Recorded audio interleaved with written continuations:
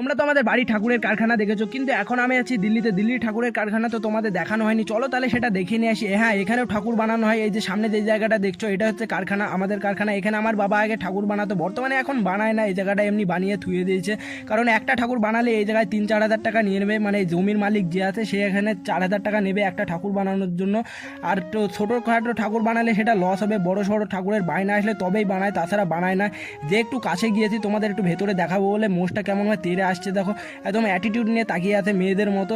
যাই হোক, তোমাদের দেখাচ্ছি, তাহলে ভালোভাবে দেখে নিই। আমার বাড়িতে কিছু ছাঁচ টাকা আছে, সেগুলো দেখাই। দেখো এখানে ওপরে ছাঁচ টাকা আছে, আর এই পাশে কোটোর ভেতরে রং রাখাতে, এই বক্সগুলোর ভেতরে রং রাখাতে, এখানে এক বালতি আর এখানে এক বালতি রং রাখাতে।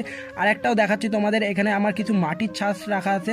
মানে মাটির ছাঁচ বলতে একটা হয় প্লাস্টারের ছাঁচ আর একটা হচ্ছে মাটির ছাঁচ। এটা হচ্ছে প্লাস্টারের ছাঁচ, আর এই পাশে আছে মাটির। ভিডিওতে যদি 100টা কমেন্ট হয় তাহলে নেক্সট ভিডিওতে মাটির ছাঁচ দিয়ে মুখ তুলে দেখাবো। ওকে, টাটা, বাই বাই।